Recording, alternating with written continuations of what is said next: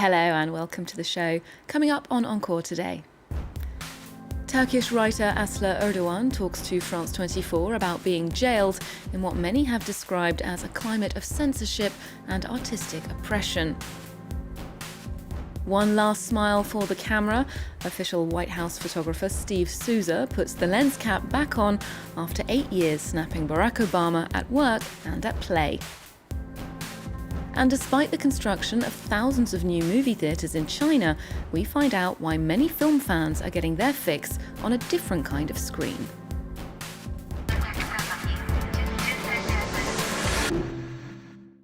She spent 132 days in prison, but Turkish writer Aslı Erdoğan is now back at home in Istanbul. She's been accused of being a member of a terrorist organisation, with authorities alleging she has links to pro-Kurdish factions. Human rights activists say, however, that her arrest is part of a campaign of intimidation aimed at artists and writers who criticise the administration in Ankara. Our correspondents got a rare opportunity to sit down with Erdoğan in Istanbul shortly after her release. A colourful place filled with cartoon characters. This is where Aslı Erdoğan decided to meet us, in her friend's office. At 49 years old, she is one of the best-known Turkish novelists of her generation. A defender of human rights, her life was turned upside down last summer after her Kafkaesque arrest. I opened the door and felt the gun pressed to my chest. A special team of 10 to 15 soldiers forced their way into my home shouting, "Freeze, surrender." They all wore masks and bulletproof vests and barely fit through the door. I later learnt that they'd surrounded my house. There were snipers on the roof. I was shocked to be the target of such a major operation. I thought it was all a bit too much for me. Every corner of my house was ransacked. It took 7 to 8 hours. I'm a writer, so there are at least 3,500 books and thousands of papers in my house. They searched them all. Her alleged crime is to have participated in a campaign supporting a Kurdish newspaper, accused by the authorities of spreading propaganda for the PKK. After 136 days of detention, Aslı Erdoğan was released, pending trial. She faces life imprisonment. I'm accused of being a member and founder of an armed organisation and spreading propaganda. And, as if that wasn't enough, of violating Article 302 of the Turkish Penal Code by forming an army to disrupt the unity of the state, or something like that. That's the same accusation faced by Abdullah Öcalan. When I was arrested, Turkey had turned into a detention factory. There were hundreds of people at the courthouse, mostly soldiers. The corridors were full of people wearing plastic handcuffs, all waiting to be arrested. I mean, there were hundreds of people. The judges looked exhausted, their eyes were puffy. People were being arrested day and night. Over 40,000 people were imprisoned in Turkey after the attempted coup on July 15. The author intends to share her prison experience with her readers.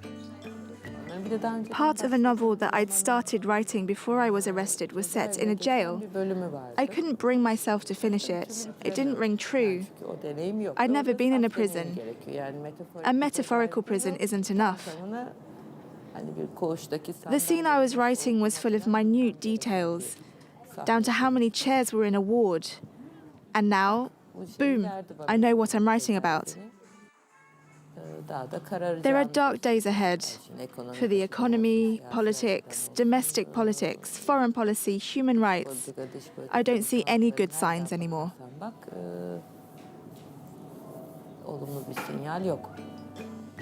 Regardless, a smile lights up her face.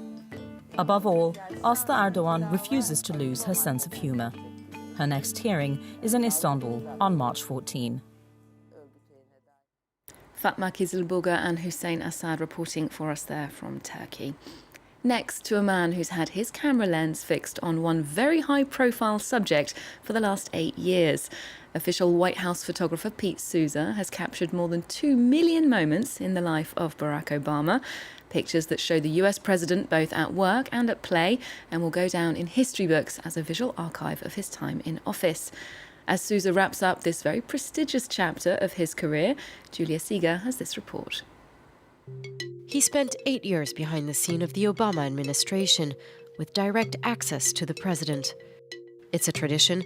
Only one photographer is allowed to cover the White House night and day. I think it took him several months to finally figure out that there was going to be this guy documenting his every move.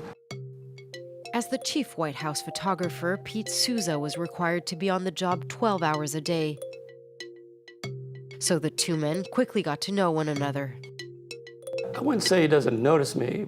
I would say that my presence doesn't change anything. You can imagine what it would be like to have somebody pointing a camera at you every day. SOUZA first photographed Obama as a senator during a trip in Moscow, 3 years before he became the 44th president of the United States. He's walking around Red Square, he's on a sidewalk, and nobody knows who he is. And so I was trying to show that in the picture. And I said to myself, you know, if he ever became president, this is a picture that you will never see again. Pete SOUZA was already a White House photographer under Ronald Reagan. But in 2009, his career took a turn when President Obama offered him the job of becoming his official photographer, the lens through which people would remember his presidency. Constant observation. It's one of the hardest things to get used to. When you have somebody like Pete SOUZA, who you trust, who's a friend, and who is able to purposely fade him into the background so that at a certain point you don't notice he's there. The interesting thing about being a White House photographer is you see him in every aspect of his life. Pete SOUZA says it was easy working for President Obama. Not only is he photogenic, he also has a warm personality. The photographer was only allowed to take 20-minute lunch breaks. The rest of the time, he was by the president's side, even during family vacations. His most moving memory, the Newtown shooting in an elementary school in Connecticut. The emotions of the families were so raw. I mean, they had just lost a child. I don't regret taking those photographs, but they were very hard to do. And I'm sure that I probably had some tears flowing down my cheek. During the past 8 years, Pete SOUZA has taken more than 2 million photos, capturing both the political and day-to-day life in the White House. There's some pictures like where he's interacting with little kids, but I don't want people to think that's all he does. Like, what about anguishing in the Situation Room, watching the Bin Laden raid? As well as these shots, in which he almost portrays Barack Obama as a living legend. We're moving to the film industry now and to a country where the number of cinema screens has doubled over the last 3 years. China now counts over 41,000 movie theatres as the appetite for box office blockbusters has followed an upward curve in recent years. In fact, demand is so strong that many Chinese film fans are turning to the internet to get their fix, which means business is booming for those producing that content. Yet as the digital world offers seemingly limitless possibilities, Chinese authorities are scrambling to keep up with this new wave of cinema. Luke Schrago takes a look. This is the film set for Zombie Era. Domestically produced for the Chinese market, this movie won't be hitting cinemas anytime soon though, or at all. It'll be released through internet streaming, a spiralling trend in China, which is giving new talent a far earlier chance at helming such projects than they might otherwise have had. Over the summer, I decided to leave cinematography for a bit and try and do my own projects. It happens that the quality and quantity of online movies are going up.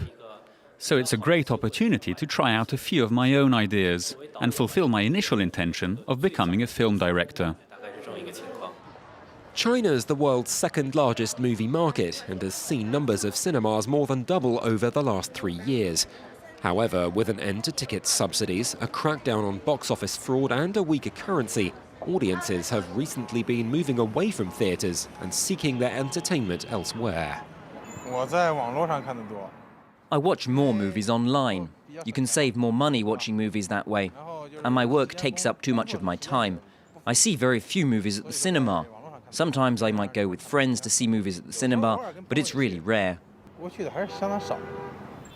A slew of local streaming portals have been duking it out for viewers for some time so fiercely that even Western streaming service Netflix has put its plans to enter the market on hiatus, a decision likely reinforced by the standards it'd have to meet set by the ever-present censors, confines within which local producers are used to working.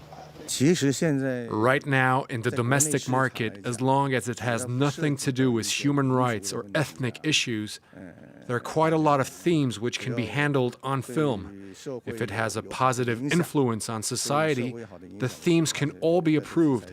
There aren't many limits. Internet-based movie makers have often flown under the radar when it comes to the scrutiny of Chinese authorities. However, that loophole looks set to close with a new law set to come into force in March, requiring scripts to be submitted for approval and even a license to be streamed online. And we're finishing off with some music from a collective that has kept its fans waiting for 5 years now. Gorillaz are back with a new single. The band's teamed up with singer Benjamin Clementine for the track called Hallelujah Money. They've described the song as a lightning bolt of truth in dark times. And it sounds to us like their response to a recent presidential election. See what you think. Remember to check out our website, and you can also keep up with Encore on our social media channels. There's more news coming up on France 24 after this.